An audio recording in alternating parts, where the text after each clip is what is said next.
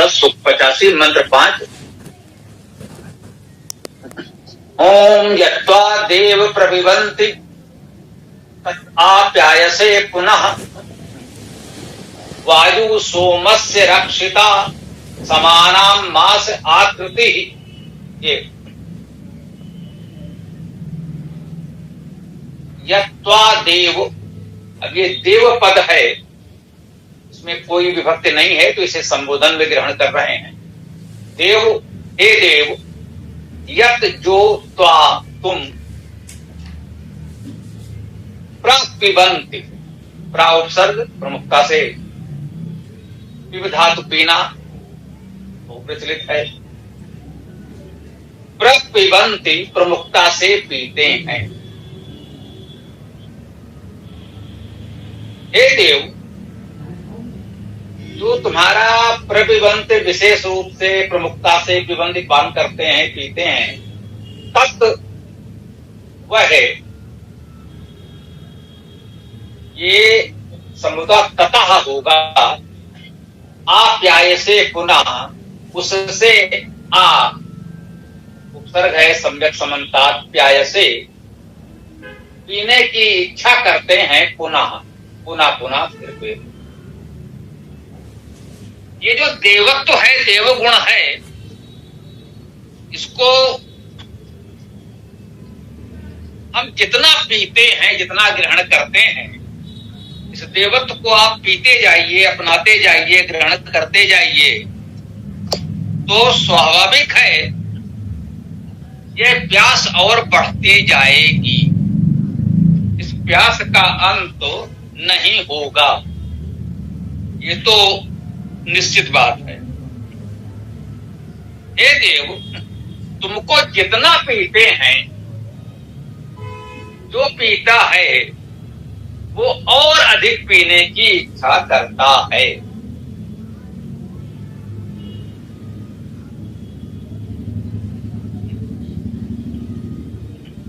यत्वा देव प्रपिबन्ति ततः आप्यायसे पुनः।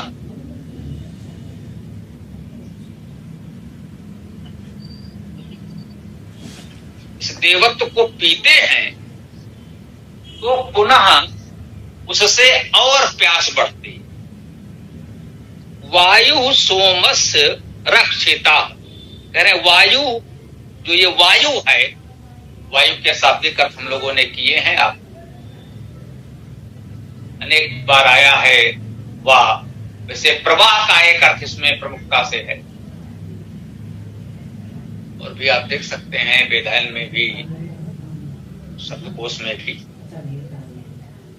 हमारे अन्य भाष्यों में भी कहते हैं वायु सोमस्य, सोम का, सोमस्य तो षष्ठी विभक्ति एक वचन सोम का, और सोम शब्द का अर्थ हम लोग समझ चुके हैं, सुप्रसवे सुवैश्वर्य और सुप्रेरणे धातुओं से इसका अर्थ किया, तो सोम शब्द का अर्थ बना सृजन ऐश्वर्य प्रेरणा, और सृजन ऐश्वर्य प्रेरणा से युक्त परमेश्वर। सोम वेद में परमेश्वर का एक नाम है, परमेश्वर को अनेक नामों से वेद में कहा गया है, उसमें एक नाम सोम भी है। कह रहे सोमस्य, सोम का, सृजन ऐश्वर्य प्रेरणा करने वाले परमेश्वर का, रक्षिता अर्थात रक्षा करने वाला है। कह रहे वायु सोमस्य रक्षिता, जो वायु अर्थात प्रवाहमान है, वह सोम का सृजन ऐश्वर्य प्रेरणा का रक्षण करने वाला है। देखिए, सोमस्य सृजन ऐश्वर्य प्रेरणा का शाब्दिक अर्थ यही है। सोम परमेश्वर का भी एक नाम है आध्यात्मिक अर्थ में, आधिदैविक अर्थ में सृजन ऐश्वर्य प्रेरणा जैसे गुणों से युक्त समाज के विद्वान मार्गदर्शक भी हैं, और आदि भौतिक अर्थ में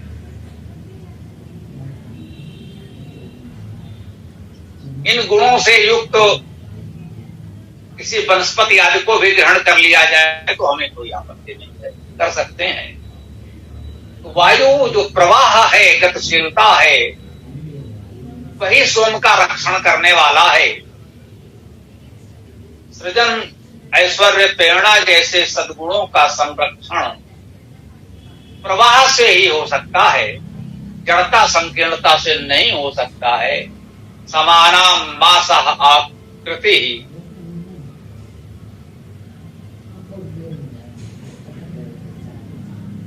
समानाम समानता मास भी हम जानते हैं। मास यही जो मास हम कहते हैं, मास महीना, माह वर्ष का 12वां भाग। आकृति ही आ उपसर्ग क्रिय धातु करना, आकृति सम्यक समन्ता करना। जो आकृति है, कहते हैं ये वायु सोम का रक्षक है। और हाँ, आप देखिए, अभी ध्यान गया, ज्योतिषी पंचांग के संदर्भ में इसको लोग इस प्रकार से ले भी सकते हैं, समानाम मासा आकृति। जब बाकी से इसका संबंध बन तो नहीं रहा है कि मासों की समान आकृति है, सभी मास लगभग समान आकार के हैं, आकृति आकार 30-30 अंश के मास होते हैं। ये तो बिल्कुल ठीक है, दिनों की गणना में 1-2 का अंतर हो सकता है, परंतु ज्योतिषी गणना में सभी मास 30-30 अंश के होंगे, ये तो बिल्कुल ठीक बात है। इसका अर्थ किया गया है, हे देव,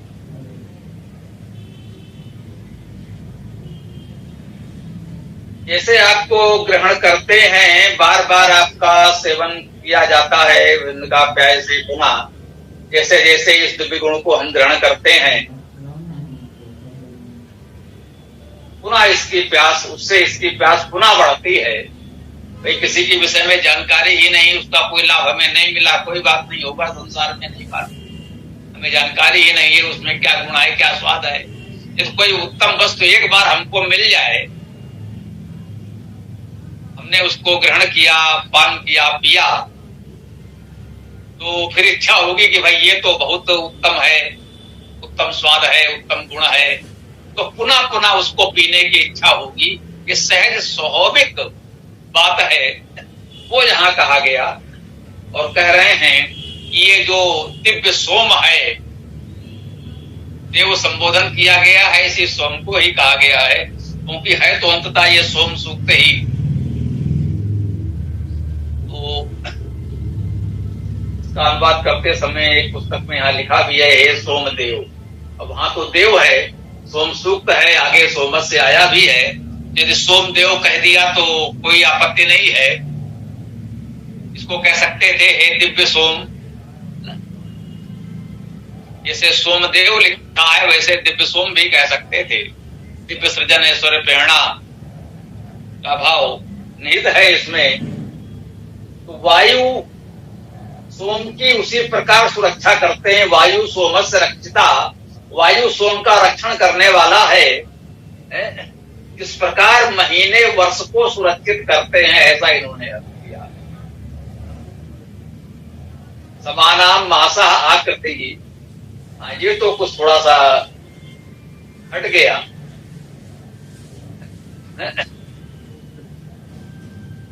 मासों के समान आकृति का संरक्षण प्रकृति जैसे कर रही है, वैसे ही वायु सोम का संरक्षण करता है।